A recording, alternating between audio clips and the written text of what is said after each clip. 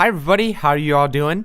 Last time I expressed very slight jealousy of not receiving Special Edition early, and I blamed it on Bethesda's hatred towards the modding community, but then people were like, no MXR, it's because you enjoy and partake in the consumption of sloot mods. And yes, you're right about that, but let's consider the release of Fallout 4. Gopher, Bro Jewel, Owl Chest Breach, channels who have been covering mods for years, who have not laid a single finger on sloot mods, did not get Fallout 4 early, yet dozens and dozens of other channels that had nothing to do with modding got theirs 2 weeks in advance. I don't know about you guys, but I think modding is what extends the lifetime of a game. Now, I'm not saying that there's something fishy going on, but like, there's something pretty fishy going on. Pretty sure Bethesda hates us. Just saying. Roll the intro.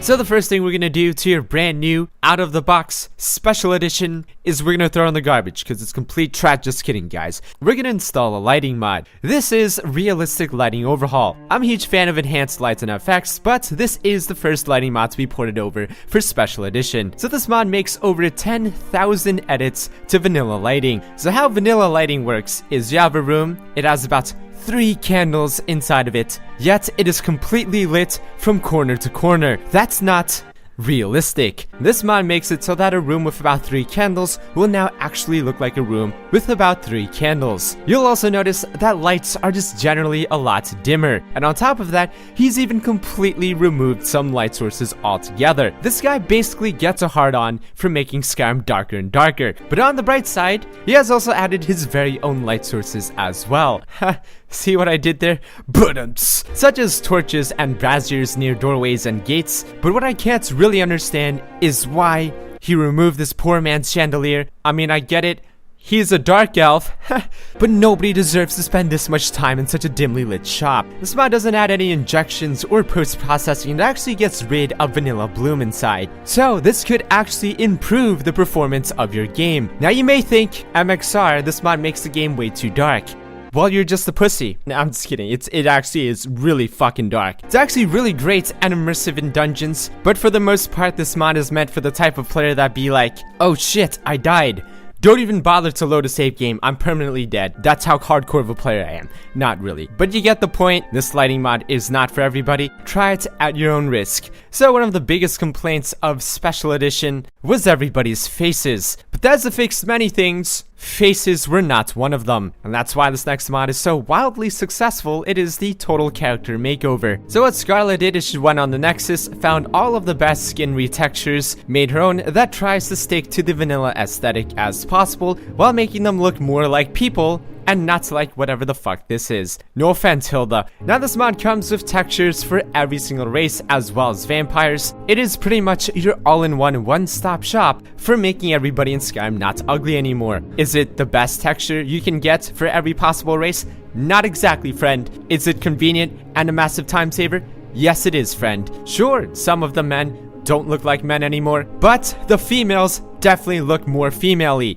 which is a good thing, I think. And Hilda's face does not scare the shit out of me anymore, which is a great thing. And Camilla's still a whore. You know that place called the Halls of the Dead that every major city has? Did you know that when you kill an NPC, they actually get their own coffin in one of these halls? I like to play a mini game where I kill everybody and try to figure out whose coffin is who based on what's inside. I'm not a psychopath. Okay, maybe a little bit psychopath. Okay, I'm a psychopath. But I can't do this with everybody because not every city in this game has a Halls of the Dead. And that's why you need the mod Bring Out Your Dead by Arfmore, a mod that makes it possible for me to become more of a psychopath than I already am. So now cities like Winterhold have its own Halls of the Dead. Off the coast of Dawnstar, you'll find Dawnstar's Hall of the Dead, and they're not just clones of existing Halls of the Dead. They're all different inside, just like my pet mushrooms.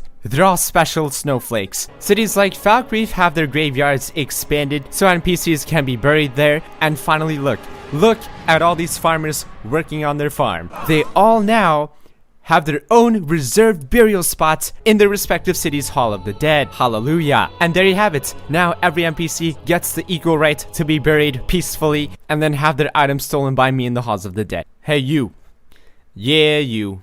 Are you tired of the same old racial abilities and powers? Are you looking for something more expansive and rewarding? Yeah. That's good, man.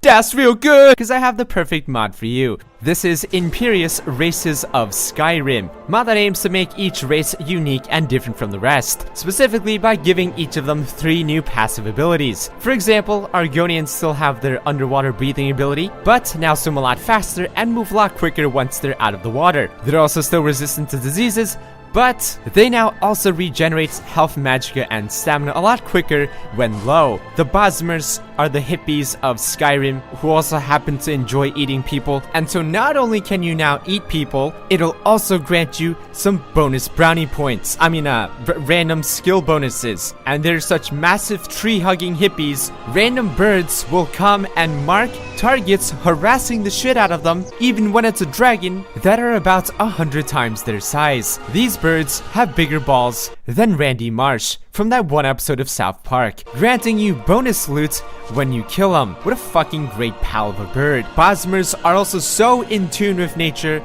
that just by existing and not moving while in sneak mode, you can detect moving targets. Absolutely incredible. Bretons, because they're half man, half elf, are highly resistant to magicka. Everybody knows this. What do you think I am? Some sort of lore scrub that had to go on the wiki for this? And thus are able to fucking absorb incoming spells at low magicka. They're also such magical creatures that they can just stand there and find a fucking grail of Bethany. It's a lost artifact that grants magic and stamina regen while standing still. They're also so magical that when they go to a standing stone, the standing stone's like, yo, you magical as shit, bro. Let me give you another blessing. And you get a bonus effect. Way to go, racist standing stones. The Dunmer are so incestuous. They're so xenophobic and racist that they only rely on their very own ancestors. That's right, their ancestors will randomly appear and mark targets to slay. Now, in addition to these new passive abilities, each race can now unlock a new active power through a quest. For example, Altmer have to go through a rigorous, intense test of collecting 40 butterfly wings before they unlock their new power of contingency. For example, here I set the contingency of 25% health, so when I get low, my character will automatically heal herself with quick heal. Argonians, they must loot 4 underwater chests to unlock the ability to vomit in people's faces, aka caustic spit, a corrosive jet that decreases resistances. Now, I only covered a few races here and there, but rest assured, all of them are as unique and special as every single one of you guys watching right now. So if you're looking for some spice in your life, this could be that excitement that you're looking for. So now that we've made your game realistically lit, made everybody not ugly anymore, also made them burialable, and each race a unique snowflake, now it's time to diversify your dragons. This is Diverse Dragons Collection, mod that adds 23,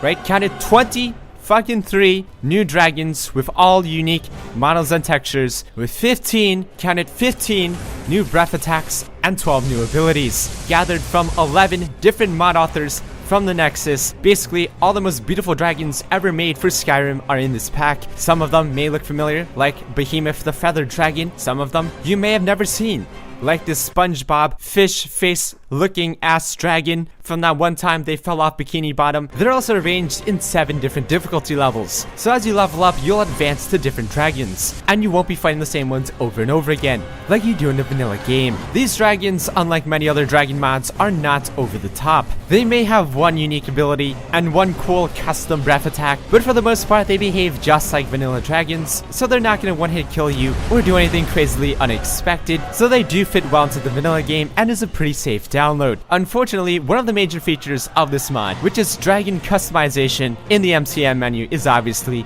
not here because it is special edition, which does not have SKSE yet, which means Sky UI does not work yet, but that is all hopefully coming soon. So stay on the lookout, subscribe to this channel. I'll keep you updated. Don't worry about it, brothers. Thank you so much for watching. I'll see you guys in the next video. Peace. Looking for some cheap games? Check out g2a.com. Use my code MXR to get 3% cash back. Link down below.